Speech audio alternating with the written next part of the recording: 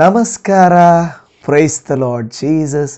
ಎಲ್ಲ ನನ್ನ ಪ್ರೀತಿಯ ದೇವಜನರೇ, ನನ್ನ ಪ್ರಿಯ ಸಹೋದರಿ ಸಹೋದರ ದೇವಭಕ್ತರೇ, ದೇವರಲ್ಲಿ ಪ್ರತಿದಿನವೂ ಬೆಳೆಯುತ್ತಿರುವವರೇ, ನಿಮ್ಮೆಲ್ಲರಿಗೂ ಯೇಸುವಿನ ನಾಮದಲ್ಲಿ ಶುಭ ವಂದನೆಗಳು. ಪ್ರಿಯರೇ, ಯಾವುದಾದ್ರೂ ಒಂದು ಹಬ್ಬಗಳು ಬಂದರೆ, ಒಂದು ಮುಖ್ಯವಾದ ದಿನಗಳು ಬಂದರೆ, ಎಷ್ಟೋ ಕಂಪನಿಗಳು ಲೈಕ್ ಅಮೆಝಾನ್ ಮತ್ತು ಫ್ಲಿಪ್ಕಾರ್ಟು ಈ ಥರ ಏನು ಕಂಪನಿಗಳು ಒಳ್ಳೆಯ ಆಫರ್ಗಳನ್ನು ಕೊಡ್ತಾರೆ. ಅಂಗಡಿಗಳಲ್ಲಿ ಕೂಡ ಆಫರ್ಗಳು ಕೊಡ್ತಾರೆ. ಕಾರಣ ಏನು ಗೊತ್ತಾ?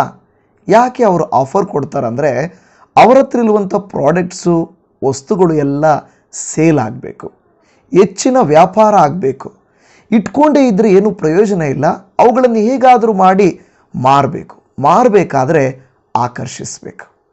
ದೇವರು ಕೂಡ ನಮಗೆ ಯಾಕೆ ವಾಗ್ದಾನಗಳನ್ನು ಕೊಡುತ್ತಾರೆ?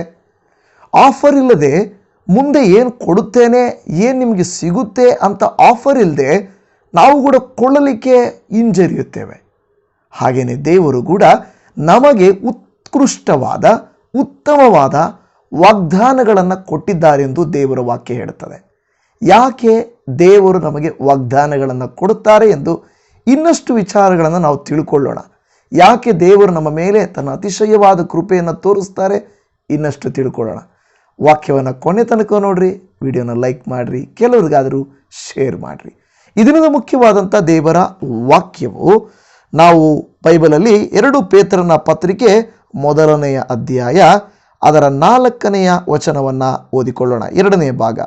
ದೇವರು ತನ್ನ ಪ್ರಭಾವ ಗುಣಾತಿಶಯಗಳಿಂದ ಅಮೂಲ್ಯವಾಗಿಯೂ ಉತ್ಕೃಷ್ಟವಾಗಿಯೂ ಇರುವ ವಾಗ್ದಾನಗಳನ್ನು ನಮಗೆ ದಯಪಾಲಿಸಿದ್ದಾನೆ. ಸೊ ದೇವರ ವಾಕ್ಯದಲ್ಲಿ ಒಂದೊಂದು ಪದವನ್ನು ನೀವು ಓದುವಾಗ ನಮಗೆ ಸ್ಪಷ್ಟವಾಗಿ ದೇವರ ಉದ್ದೇಶ ಏನು ಎಂದು ನಮಗೆ ಅರ್ಥವಾಗುತ್ತದೆ.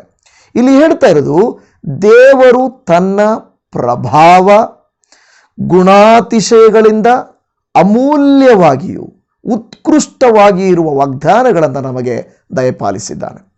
ಒಂದು ವಸ್ತುವಿನ ಮೇಲೆ, ಒಂದು ಫ್ರಿಜ್ಜು, ವಾಷಿಂಗ್ ಮಿಷಿನು, ಫ್ಯಾನು, ಏನೇ ವಸ್ತುಗಳಾಗಿರ್ಬೋದು, ಅದರ ಮೇಲೆ ಆಫರ್ ಕೊಡಬೇಕಾದ್ರೆ ಅದನ್ನು ತೀರ್ಮಾನ ಮಾಡಬೇಕಾಗಿರುವನು ಅದರ ಯಜಮಾನನು. ಆ ಯಜಮಾನ ಏನು ತೀರ್ಮಾನ ಮಾಡ್ತಾನೆ? ತನಗೆ ನಷ್ಟ ಆಗೋದಿಲ್ಲ, ತನಗೆ ಪರವಾಗಿಲ್ಲ, ಇಷ್ಟಕ್ಕೆ ಮಾರ್ಬೋದು ಅಂತ ತೀರ್ಮಾನ ಮಾಡುವ ಅಧಿಕಾರ ಆ ವ್ಯಕ್ತಿಗೆ ಇರುತ್ತಲ್ವಾ. ಹಾಗೇನೇ ನಮ್ಮ ದೇವರಿಗೂ ಕೂಡ ತನ್ನ ಪ್ರಭಾವ ಗುಣಾತಿಶಯ ಇರ್ತದಲ್ವಾ, ಅದರ ಆಧಾರದ ಮೇಲೆ ತನ್ನ ಮಕ್ಕಳಾಗಿರುವಂಥ ನಮಗೆ ಅಮೂಲ್ಯ ಅಂದರೆ ಭಾಳ ಇಂಪಾರ್ಟೆಂಟ್ ಆಗಿರುವ, ಉತ್ಕೃಷ್ಟವಾಗಿ ಇರುವ ವಾಗ್ದಾನಗಳನ್ನು ನಮಗೆ ದಯಪಾಲಿಸಿದ್ದಾನೆ. ಇವಾಗ ನೀವು ಅಂದ್ಕೊಳ್ಬೋದು, ದೇವರು ನಮಗೆ ವಾಗ್ದಾನ ಕೊಟ್ಟಿದ್ದಾರೆ, ಆಫರ್ ಕೊಟ್ಟಿದ್ದಾರಪ್ಪ, ಒಳ್ಳೆ ಆಶೀರ್ವಾದ ಕೊಟ್ಟಿದ್ದಾರೆ. ಈಗ ನೋಡಿ, ಏನು ಆಶೀರ್ವಾದ, ಏನು ವಾಗ್ದಾನ? ದೇವರು ಹೇಳುತ್ತಾನೆ, ನಿಮಗೆ ಪಾಪ ಪರಿಹಾರ ಉಂಟು, ನಿಮಗೆ ನಿತ್ಯ ಜೀವ ಉಂಟು, ನಿಮಗೆ ಪರಲೋಕದಕ್ಕೆ ಎಂಟ್ರಿ ಉಂಟು, ನೀವು ಮೇಲಾದ ಆಶೀರ್ವಾದಗಳನ್ನು ಹೊಂದಿಕೊಳ್ಳುತ್ತೀರಾ, ನೀವು ಕೈ ಚಾಚುವಂತಿರುತ್ತೀರಾ. ಈ ಥರ ಎಲ್ಲ ಆಶೀರ್ವಾದಗಳಿದೆ. ದೇವರು ಯಾಕೆ ಅಂತ ಆಶೀರ್ವಾದಗಳನ್ನು ನಮಗೆ ಕೊಡಬೇಕಂದ್ರೆ, ನಮ್ಮನ್ನು ಮೆಚ್ಚಿಸೋದಕ್ಕೋ ನಮ್ಮನ್ನು ಆಕರ್ಷಿಸೋದಕ್ಕೋ ಅಲ್ಲ ಪ್ರಿಯರೇ. ಬದಲಾಗಿ ಆತ ನಮಗೆ ವಾಗ್ದಾನ ಕೊಡುವುದು, ನೀವು ಮಾಡಿದ ಕೃತ್ಯಕ್ಕೆ, ಪಟ್ಟ ಕಷ್ಟಕ್ಕೆ ನಿಮಗೆ ಪ್ರತಿಫಲ ಇದೆ ಅಂತ ತೋರಿಸುವುದಕ್ಕಾಗಿ ಆತನು ಮಾಡ್ತಾ ಇದ್ದಾನೆ. ಆತನ ಅನ್ಯಾಯಸ್ಥನಲ್ವಲ್ಲ. ಆತನ ನಮ್ಮ ಹತ್ರ ಕೆಲಸ ಮಾಡಿಕೊಂಡು ನಾವು ಭಕ್ತಿಯಿಂದಿದ್ದು, ನಾವು ನಂಬಿಕೆಯಿಂದಿದ್ದು, ನಾವು ಕಷ್ಟಪಟ್ಟು ಕರ್ತನಲ್ಲಿದ್ದು ಕೊನೆಗೆ ಅಯ್ಯೋ ನನಗೆ ದೇವರ ಹತ್ರ ಏನೂ ಸಿಕ್ಕಿಲ್ಲಪ್ಪ ಅನ್ನುವ ರೀತಿ ಇರಬಾರ್ದಲ್ವಾ. ದೇವರು ಯಾರಿಗೂ ಅನ್ಯಾಯಸ್ಥನಲ್ಲ. ನೀವು ಕಷ್ಟಪಟ್ಟಿದ್ದರೆ, ಭಕ್ತಿಯಿಂದಿದ್ದರೆ, ಆತ್ಮೀಕವಾಗಿದ್ದರೆ, ಪ್ರಾರ್ಥನೆ ಮಾಡಿದರೆ, ವಾಕ್ಯವನ್ನು ಓದಿದರೆ, ಕಾದಿದ್ದರೆ, ಕರ್ತನು ನಿಮ್ಮನ್ನು ಖಂಡಿತ ಬಿಡುವುದಿಲ್ಲ. ಆತನು ನೀವು ಮಾಡಿದ ಕೃತ್ಯಕ್ಕೆ ತಕ್ಕ ಪ್ರತಿಫಲವನ್ನು ಕೊಟ್ಟೇ ಕೊಡುವಂಥವನಾಗಿದ್ದಾನೆ. ಹಲ್ಲೆಲೂಯಾ. ಈ ದಿನ ದೇವರ ವಾಕ್ಯವನ್ನು ಕೇಳುತ್ತಿರುವಂಥ ನನ್ನ ಪ್ರೀತಿಯ ಸಹೋದರ ಸಹೋದರಿ, ನೀವೆಲ್ಲರೂ ಒಂದು ಮಾತನ್ನು ಜ್ಞಾಪಕ ಇಟ್ಕೊಳ್ಳಿ. ದೇವರು ವಾಗ್ದಾನ ಕೊಟ್ಟಿದ್ದಾನೆ. ಆ ವಾಗ್ದಾನಗಳು ಎಂಥವಂದರೆ ಉತ್ಕೃಷ್ಟವಾದವುಗಳು ಅಂತ ಹೇಳ್ತಾ ಇದೆ, ಅಮೂಲ್ಯವಾಗಿರುವಂಥವುಗಳು ಅಂತ ಹೇಳ್ತಾ ಇದೆ. ಅದು ದೇವರು ಹೇಗೆ ಕೊಟ್ಟಿದ್ದಾನಂದರೆ ತನ್ನ ಪ್ರಭಾವ ಗುಣಾತಿಶಯಗಳ ಪ್ರಕಾರವಾಗಿ ಕೊಟ್ಟಿದ್ದಾರೆ. ಇನ್ನೂ ನೀವು ಏನು ಅದಕ್ಕಿಂತ ಹಿಂದೆ ಇರುವಂಥ ವಾಕ್ಯಗಳನ್ನು ಓದಿದರೆ ಅಲ್ಲಿ ಹೇಳ್ತದೆ, ನೀವು ಲೋಕದಲ್ಲಿ ದುರಾಶೆಯಿಂದುಂಟಾದ ಕೆಟ್ಟತನಕ್ಕೆ ತಪ್ಪಿಸಿಕೊಳ್ಳಬೇಕಂತ, ದೈವ ಸ್ವಭಾವದಲ್ಲಿ ಪಾಲು ಹೊಂದಿದವರಾಗಿರಬೇಕೆಂಬ ಉದ್ದೇಶದಿಂದ ವಾಗ್ದಾನಗಳನ್ನು ಕೊಟ್ಟಿದ್ದಾರೆ. ಇದು ಅರ್ಥ ಆಯ್ತಾ? ನಿಮಗೆ ಅರ್ಥ ಆಗಲಿಲ್ವಾ? ಗಮನಿಸಿರಿ, ದೇವರು ಆಫರ್ ಕೊಡ್ತಾನೆ. ಒಬ್ಬ ಯಜಮಾನನೇ ಆಫರ್ ಕೊಡೋದು. ಎಂಥ ಆಫರ್ ಕೊಟ್ಟಿದ್ದಾನೆ ನಮಗೆ ದೇವರು? ಒಳ್ಳೆ ಆಫರು.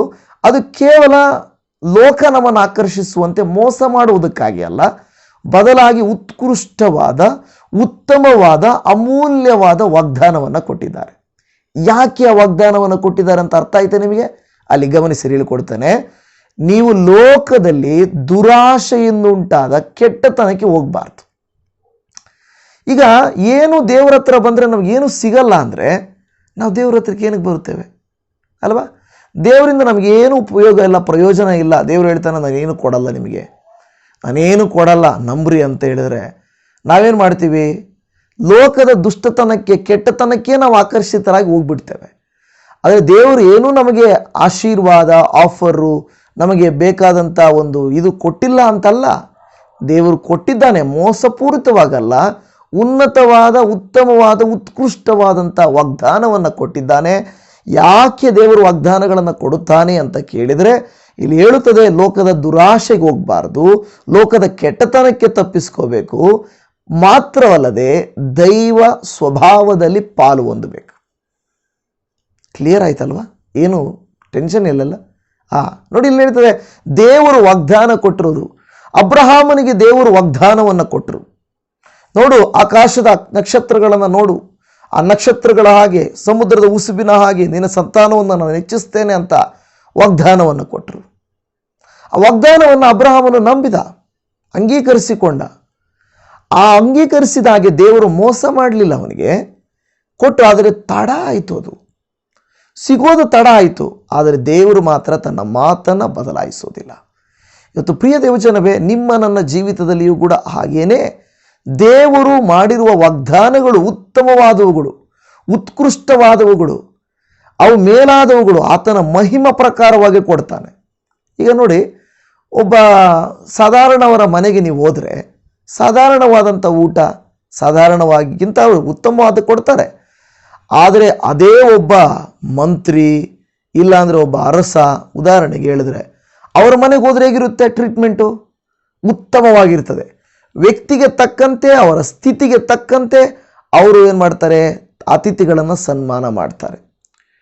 ಊಟದಲ್ಲಿ, ಉಪಚಾರಗಳಲ್ಲಿ ನಾವು ಸುಮ್ಮನೆ ಉದಾಹರಣೆಗೆ ಹೇಳುವಾಗ. ಹಾಗಾದರೆ ಒಬ್ಬ ಸಾಧಾರಣ ವ್ಯಕ್ತಿ, ಒಬ್ಬ ಮಂತ್ರಿ, ಒಬ್ಬ ರಾಜ ಈ ರೀತಿ ಆದರೆ ಸರ್ವಶಕ್ತನಾದ ದೇವರು ಎಂತಹ ವಾಗ್ದಾನವನ್ನು ಕೊಡುತ್ತಾನೆಂದರೆ, ಇವತ್ತಿದ್ದು ನಾಳೆ ಹೊರಟೋಗುವಂಥ ವಾಗ್ದಾನಗಳನ್ನು ದೇವರು ಕೊಡಲ್ಲ. ಆತನು ನಿತ್ಯ ನಿರಂತರವಾಗಿರುವ ವಾಗ್ದಾನಗಳನ್ನು ಕೊಡುತ್ತಾನೆ. ಅಬ್ರಹಾಮನಿಗೆ ಹೇಳ್ತಾನೆ, ನಾನು ನಿನ್ನ ಸಂತತಿಯನ್ನು ಆಯ್ಕೆ ಮಾಡಿಕೊಂಡಿದ್ದು, ನಿನ್ನ ಸಂತತಿ ಬೇರೆಯ ಸಂತತಿಯವರಿಗೆ ಆಶೀರ್ವಾದವಾಗಿರಬೇಕು. ನೋಡಿದ್ರ, ದೇವರು ಆರಿಸಿಕೊಳ್ಳೋದು ಯುಗ ಯುಗಾಂತರಗಳಿಗೂ ತಲೆಮಾರಿಗಳಿಗೂ ಆರಿಸಿಕೊಳ್ತಾರೆ. ಲೋಕದಲ್ಲಿರುವಂಥ ಆಶೀರ್ವಾದಗಳಿಗೆ ಗೊತ್ತಾ? ಒಂದು ದಿನಕ್ಕೆ, ಒಂದು ದಿನ, ಒಂದು ಕಾಲಕ್ಕೆ ತಕ್ಕಂತೆ ಮಾತ್ರ ಇರ್ತದೆ.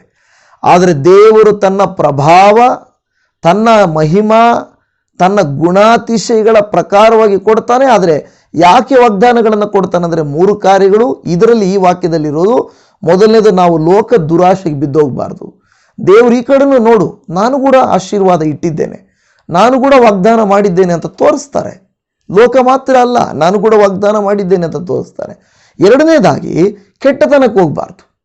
ಅಯ್ಯೋ ಇಲ್ಲೇನು ಸಿಗಲ್ಲ ನನಗೆ, ತಡಿ ಇಲ್ಲೇ ಹೋಗೋಣ ಅಂತ ಕೆಟ್ಟತನಕ್ಕೆ ಹೋಗಬಾರ್ದು. 3, ದೈವ ಸ್ವಭಾವದಲ್ಲಿ ನಾವು ಪಾಲು ಹೊಂದಬೇಕು. ದೇವರ ಕೆಲಸಗಳಲ್ಲಿ ನಾವು ಪಾಲು ಹೊಂದಬೇಕು ಅಂತ ದೇವರು ವಾಗ್ದಾನ ಕೊಡ್ತಾನೆ. ಇವತ್ತು ನಮಗೆ, ನಾವು ಸೇವೆ ಮಾಡ್ತಾನೇ ಇರ್ತೀವಿ, ನಮಗೇನು ದೇವರು ವಾಗ್ದಾನ ಕೊಟ್ಟಿಲ್ಲ ಅಂದರೆ ನಾವು ಸೇವೆ ಮಾಡಿ ಏನು ಪ್ರಯೋಜನ? ದೇವರು ಹೇಳ್ತಾನೆ, ನಾನು ನಿಮ್ಮನ್ನು ಬೆಳಕಾಗಿ ಆಯ್ಕೆ ಮಾಡಿಕೊಂಡಿದ್ದೇನೆ, ಉಪ್ಪಾಗಿ ಆಯ್ಕೆ ಮಾಡಿಕೊಂಡಿದ್ದೇನೆ, ನಿಮ್ಮನ್ನು ಮೇಲಾದ ಕೃತ್ಯಗಳಿಗಾಗಿ ಆಯ್ಕೆ ಮಾಡಿಕೊಂಡಿದ್ದೇನೆ. ನಾನು ಯಾರಿಗೂ ಎಂದಿಗೂ ಸಾಲಗಾರನಲ್ಲ, ನೀವು ಮಾಡಿದ ಕೃತ್ಯಕ್ಕೆ ತಕ್ಕ ಪ್ರತಿಫಲವನ್ನು ಹಿಂತಿರುಗಿ ಕೊಡ್ತೇನೆ ಅಂತ ಹೇಳ್ತಾ ಇದ್ದಾನೆ. ಇವತ್ತು ನಿಮಗೇನಾದರೂ ವಾಗ್ದಾನಗಳು ಸಿಕ್ಕಿದೆಯಾ? ಯಾವತ್ತಾದರೂ ವಾಕ್ಯ ದೇವರು ನಿಮ್ಮೊಟ್ಟಿಗೆ ಮಾತಾಡ್ದಂಗೆ ಅನಿಸಿದೆಯಾ? ನಾನೇ ನಿನ್ನೊಟ್ಟಿಗಿರುವೆನು, ನಾನೇ ನಿನಗಾಗಿ ಯುದ್ಧ ಮಾಡುವೆನು, ನಾನೇ ನಿನ್ನ ಸಂಗಡ ಇರುವೆನು, ನಾನೇ ನಿನ್ನ ಕುರುಬನು, ನಾನೇ ಒಳ್ಳೆಯವನು, ನಾನೇ ನನ್ನ ಕೈ ಹಿಡಿದು ನಡೆಸುತ್ತೇನೆ, ನಾನು ನಿನ್ನನ್ನು ಬಿಡಿಸುತ್ತೇನೆ, ನಾನು ನಿನಗೆ ಆರೋಗ್ಯವನ್ನು ದಯಪಾಲಿಸುತ್ತೇನೆ, ಈ ಥರದ್ದು ಯಾವತ್ತಾದರೂ ನಿಮಗೆ ಅನಿಸಿದೆಯಾ? ಹಾಗಾದರೆ ಅದು ನಿಮಗೆ ವಾಗ್ದಾನ. ದೇವರು ಖಂಡಿತ ಅಲ್ಪದರಲ್ಲಿಯೂ ಉತ್ತಮದರಲ್ಲಿಯೂ ನನ್ನನ್ನು ಆತನು ವಾಗ್ದಾನ ಕೊಡುತ್ತಾನೆ ಮತ್ತು ವಾಗ್ದಾನದಂತೆ ನೆರವೇರಿಸ್ತಾನೆ. ಅದು ಮಾತ್ರವಲ್ಲದೆ ನಾವಿನ್ನೂ ಏನಾಗಬೇಕು ಅಂತ ವಾಗ್ದಾನವನ್ನು ಕೊಟ್ಟಿದ್ದಾನೆ ಗೊತ್ತಾ?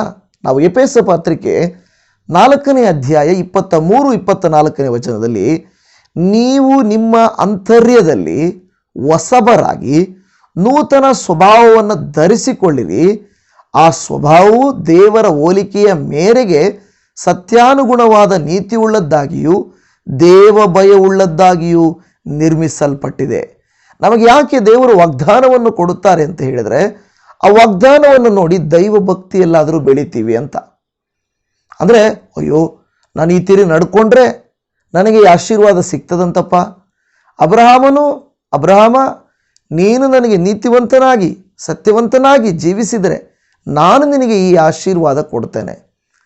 ಸೊ ಹಾಗೆಯೇ ಭಕ್ತರ ಜೀವಿತದಲ್ಲಿ ದೇವರು ಒಂದು ಷರತ್ತುಗಳು ನಿಯಮಗಳು ಇಡ್ತಾನೆ. ನಾವಾಗ ಏನು ಮಾಡ್ತೀವಿ? ಅಯ್ಯೋ, ದೇವರು ಹೇಳಿದಾರಪ್ಪ, ನಾನು ದೈವಭಕ್ತಿಯಲ್ಲಿರಬೇಕು, ನಾನು ಹಾಗೆ ಹೀಗೆ ಇರಬಾರ್ದು ಅಂತ ಹೇಳಿ ನಾವು ದೇವರ ದೃಷ್ಟಿ ಸುತ್ತ ನಾವು ಜೀವಿಸ್ತಾ ಇರ್ತೇವೆ. ಕೆಟ್ಟದಕ್ಕೆ ಕೈ ಹಾಕಕ್ಕೆ ಹೋಗಲ್ಲ, ತಪ್ಪು ಮಾಡೋಕ್ಕೆ ಹೋಗಲ್ಲ. ಯಾಕೆಂದರೆ ದೈವ ಭಕ್ತಿಯಲ್ಲಿ ನಡೀಲಿಕ್ಕೆ ನೋಡ್ತೇವೆ. ಯಾಕೆಂದರೆ ದೇವರು ವಾಗ್ದಾನ ಕೊಟ್ಟಿದ್ದಾನಲ್ಲ, ಆ ವಾಗ್ದಾನ ನೆರವೇರಬೇಕಲ್ಲ. ಆ ವಾಗ್ದಾನ ನೆರವೇರಬೇಕಾದ್ರೆ ದೈವಭಕ್ತಿಯಲ್ಲಿರಬೇಕು. ಎಷ್ಟು ಕಾರ್ಯಗಳನ್ನು ದೇವರು ನಮಗೆ ಕಲಿಸ್ಕೊಡ್ತಾ ಇದ್ದಾರಲ್ವ. ಒಂದು, ನಾವು ದೇವರ ವಾಗ್ದಾನ ನಮ್ಮ ಜೀವಿತದಲ್ಲಿ ನೆರವೇರಬೇಕಾದ್ರೆ ನಾವು ದುರಾಶೆಯಿಂದ ದೂರ ಇರಬೇಕು, ಕೆಟ್ಟತನದಿಂದ ತಪ್ಪಿಸಿಕೊಳ್ಬೇಕು, ದೈವ ಸ್ವಭಾವದಲ್ಲಿ ಪಾಲು ಹೊಂದಬೇಕು, ದೇವ ಭಯವುಳ್ಳವರಾಗಿರಬೇಕು.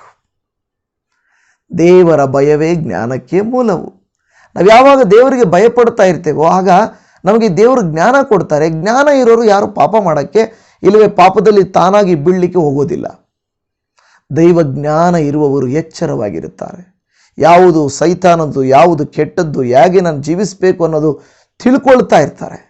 ಇವತ್ತು ನನ್ನ ಪ್ರಿಯರೇ, ಎಲ್ಲರೂ ಏನಂದರೆ, ಅಯ್ಯೋ ದೇವರೇ, ನನಗೂ ಮಾತಾಡಪ್ಪ, ನನಗೂ ವಾಗ್ದಾನ ಕೊಡಪ್ಪ, ನನಗೂ ಒಂದು ಮಾತು ಕೊಡಪ್ಪ ಅಂತ ಕಾಯ್ತಾ ಇರ್ತೀವಿ.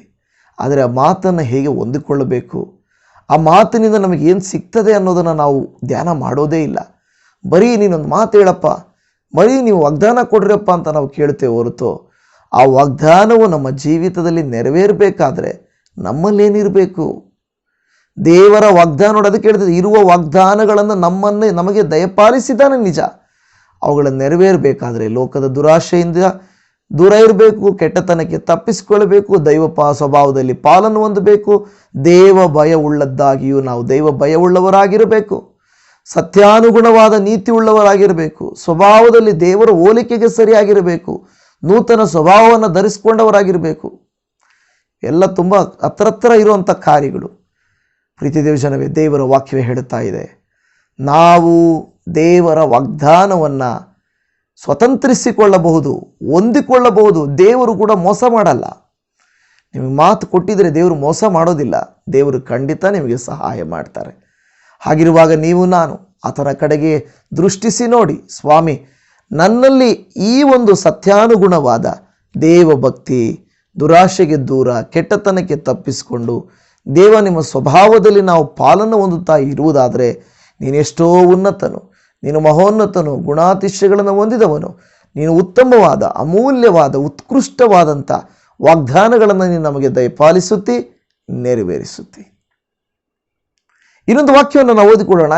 2 ಕೊರಿಂಥದವರಿಗೆ ಬರೆದ ಪತ್ರಿಕೆಯಲ್ಲಿ 3ನೇ ಅಧ್ಯಾಯ 18ನೇ ವಾಕ್ಯದಲ್ಲಿ, ನಾವೆಲ್ಲರೂ ಮುಸುಕು ತೆಗೆದಿರುವ ಮುಖದಿಂದ ಕರ್ತನ ಪ್ರಭಾವವನ್ನು ದರ್ಪಣದಲ್ಲಿ ಕಾಣಿಸುತ್ತದೋ ಎಂಬಂತೆ ದೃಷ್ಟಿಸುವವರಾಗಿದ್ದು, ಪ್ರಭಾವದಿಂದ ಅಧಿಕ ಪ್ರಭಾವಕ್ಕೆ ಹೋಗುತ್ತಾ ಆ ಪ್ರಭಾವದ ಸ್ವಾರೂಪ್ಯವುಳ್ಳವರೇ ಆಗುತ್ತೇವೆ.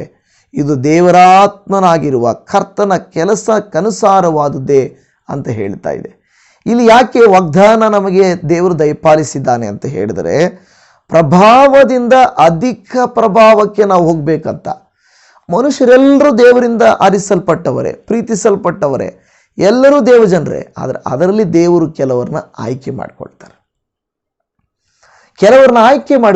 ದೇವರು ನೋಡಿ, ಅದಕ್ಕೆ ಹೇಳ್ತಾರಲ್ಲ, ಎಷ್ಟೋ ಜನ ಇದ್ದರು, ಆದರೆ ದೇವರು ಕರೀತಾರೆ ಕೆಲವರನ್ನ.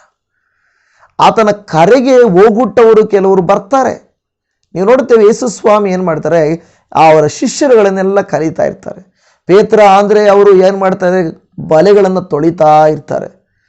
ನನ್ನನ್ನು ಹಿಂಬಾಲಿಸಿರಿ ಅಂತ ಹೇಳಿದರು. ಹೇಳಿದ ತಕ್ಷಣ ಅವರು ಬಲೆಗಳನ್ನು, ಹಡಗನ್ನು, ತಂದೆಯನ್ನು ಬಿಟ್ಬಿಟ್ಟು ಬಂದ್ಬಿಟ್ರು. ಮತ್ತಾಯನು ಸುಂಕ ವಸೂಲಿ ಮಾಡ್ತಾ ಇರ್ತಾನೆ, ನನ್ನನ್ನು ಹಿಂಬಾಲಿಸು ಅಂದ. ಕೆಲಸ ಬಿಟ್ಬಿಟ್ಟು ಯೇಸು ಸ್ವಾಮಿ ಹಿಂಬಾಲಿಸ್ದ. ಯೇಸುವಿನ ಶಿಷ್ಯರು ಕರೆದ ತಕ್ಷಣ ಅವರೇನು ಮಾಡಿದರು, ಹಿಂಬಾಲಿಸಿದರು. ಇವತ್ತು ನನ್ನ ಪ್ರೀತಿ ದೇವಜನವೇ, ನಮ್ಮನ್ನು ಕರೆದಾಗ ನಾವು ಬಂದರೆ ಕರ್ತನು ವಾಗ್ದಾನ ಮಾಡ್ತಾನೆ, ನೀವು ಬರ್ರಿ. ಪೇತ್ರನಿಗೆ ಹೇಳ್ತಾನೆ, ನೀವು ಇದುವರೆಗೂ ನೀವು ಮೀನು ಹಿಡಿಯುವ ಬೆಸ್ತರಾಗಿದ್ರಿ, ಇನ್ನು ಮುಂದೆ ನಾನು ನಿಮ್ಮನ್ನು ಮನುಷ್ಯರನ್ನು ಹಿಡಿಯುವ ಬೆಸ್ತನನ್ನಾಗಿ ಮಾಡ್ತೇನೆ ಅಂತ ಹೇಳ್ತಾರೆ. ನೋಡಿದ್ರ, ಒಂದು ಉದ್ದೇಶಕ್ಕಾಗಿ ದೇವರು ಕರೆದಿದ್ದಾನೆ. ಇನ್ನೂ ಆಲ್ರೆಡಿ ನಮಗೆ ಪ್ರಭಾವ ಇದೆ, ಅಧಿಕ ಪ್ರಭಾವಕ್ಕೆ ದೇವರು ವಾಗ್ದಾನವನ್ನು ಕೊಡುವಂಥವನಾಗಿದ್ದಾನೆ. ಎಷ್ಟೋ ಜನರು ಅವರ ದೇಶದಲ್ಲಿದ್ದರು, ಅವರ ಸ್ಥಳದಲ್ಲಿದ್ದರು. ಆದರೆ ದೇವರು ಹೇಳಿದರು, ಅಬ್ರಹಾಮನಿಗೆ ಹೇಳಿದ ಹಾಗೆ, ಅಬ್ರಹಾಮ ನಾನು ತೋರಿಸುವ ದೇಶಕ್ಕೆ ನೀನು ಹೋಗು. ನೋಡಿ, ದೇವರು ಹೇಳ್ತಾನೆ, ನಾನು ತೋರಿಸುವ ದೇಶ, ನಾನು ಹೇಳುವ ಕೆಲಸ, ನಾನು ನಡೆಸುವಿಕೆಗೆ ನೀನು ಬಂದರೆ ನಿನ್ನನ್ನು ಪ್ರಭಾವದಿಂದ ಅಧಿಕ ಪ್ರಭಾವಕ್ಕೆ ನಡೆಸ್ತೇನೆ. ಅವನು ಊರಲ್ಲೇ ಇದ್ದಿದ್ರೆ ಆಶೀರ್ವಾದ ಇರ್ತಾ ಇತ್ತು, ಇಲ್ಲ ಅಂತಲ್ಲ. ಆದರೆ ಅವನನ್ನು ಬೇರೆ ಕಡೆಗೆ ಕರೆದು ಅಧಿಕ ಪ್ರಭಾವಕ್ಕೆ ಅವನನ್ನು ಕರೆದನು. ಪ್ರೀತಿ ದೇವಜನವೇ, ಇವತ್ತು ನೀವು ನಾನು ಕೂಡ ಪ್ರಭಾವವಂತರಾಗಿದ್ದೇವೆ. ಆದರೆ ಅಧಿಕ ಪ್ರಭಾವ ಆಗಬೇಕಾ, ಆತನ ವಾಗ್ದಾನಗಳಿಗೆ ಕಿವಿಗೊಡಬೇಕು. ವಾಗ್ದಾನಗಳನ್ನು ಪಡ್ಕೊಳ್ಬೇಕಾದ್ರೆ ಏನು ಮಾಡಬೇಕಂತ ಓದಿದ್ವಿ, ನಾವು ಎಲ್ಲ ಕೃತ್ಯಗಳನ್ನು ಮಾಡಬೇಕು. ದೇವರ ವಾಗ್ದಾನಗಳು ಸತ್ಯ, ದೇವರ ವಾಗ್ದಾನಗಳನ್ನು ನೆರವೇರಿಸುವುದೂ ಸತ್ಯ. ಆತನ ಮಾತು ಒಂದಾದರೂ ಸುಳ್ಳಾಗೋದಿಲ್ಲ, ನಿಮಗೆ ಕೊಡುವ ಒಂದು ಮಾತಾದರೂ ಸುಳ್ಳಾಗೋದಿಲ್ಲ. ಆದರೆ ಆ ವಾಗ್ದಾನಗಳನ್ನು ಪಡೆಯುವುದು ಯಾಕೆ, ಆ ವಾಗ್ದಾನಗಳನ್ನು ಪಡೆಯುವವರು ಎಂಥವರಾಗಿರಬೇಕು, ಏನು ಕೆಲಸ ಮಾಡಬೇಕು ಅಂತ ಇವತ್ತು ತಿಳ್ಕೊಂಡ್ರಲ್ಲ.